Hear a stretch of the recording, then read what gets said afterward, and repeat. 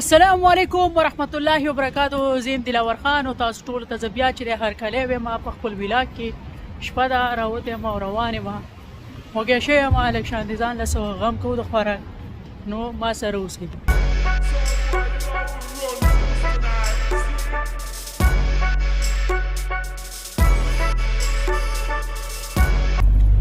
دا اوس شارجې ته راغم.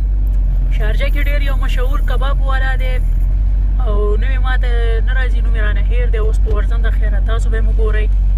او شارجه کې چې دی ټوله ګورئ کچه کچه روټونه دي تاسو کتی شئ. زما یې څومره خیال دی باران شوی په دې اوبې اچولي سړک هم ټول لوند دی. دلته ټول اکثر چې دی په شارجه کې دا ګاډي او دا شیزونه ډېر زیات جوړېږي. سپیر پارټ وغیره ډېر زیات میلاویږي څنګه چې دغه یې ده څنګه چې زمونږ پېښور کې شوبه چې دی مشهوره ده سپیر پارټ دغه شان شارجه هم چې دی ډېره زیاته مشهوره ده.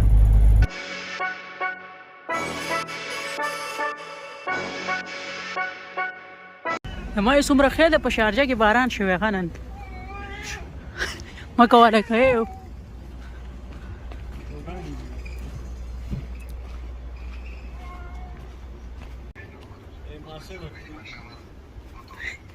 خاټې دي خاټې موږ ته خپل کلی را یاد کړو د شارجې مطعم زهرة الپاکستان ماشاءالله اخیرا ورته راورسېدو. سپیشل چې دی دوبۍ نه ورته راغلو او راورسېدو ماشاءالله. دغه امیر صاحب دی په ټیک ټاک کې به تاسو ډېر زیات کتلی. السلام علیکم امیر صاحب څنګه یاست؟ خدای ته ښه دی.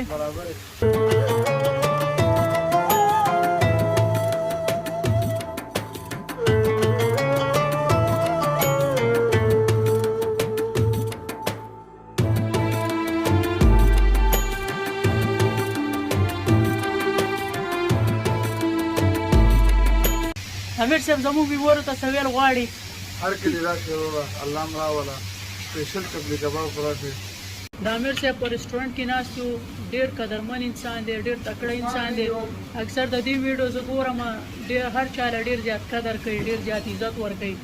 نو زموږ چې څومره پښتانه د ویډیو ګوري کوشش کوئ چې راځئ شارجې ته نمبر به لږ مینشن کوه تاسو راځئ دلته چې دی کباب خورئ او نور هم دې سره هر څه میلاویږي. څومره چې په شارجه کې څومره خلک اوسېږي دې سره نږدې دي لرې دي هغه هم دلته راځئ.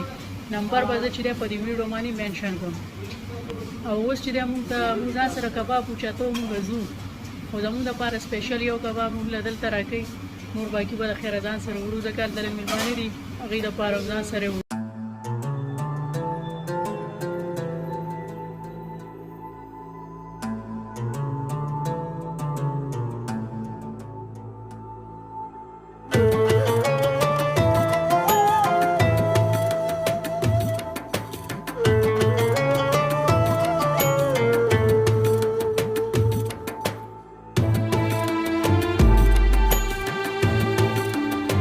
سلیمانو خوب درغلی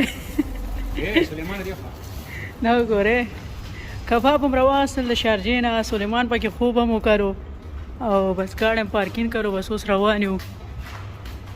ټایم ډېر زیات لیټ و دې د وجې چې دی هلته مو نه خوړه ځان سره هم راواغستل او سلیمان پکې چې دی یو ګنټه خوب هم وکړو سړی غوسه دی.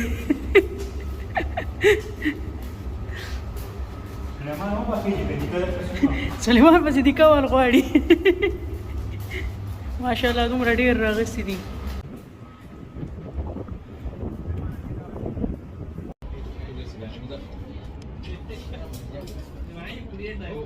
کباب چې وخورئ خامخا پسې ګرین ټي څښل پکار وي.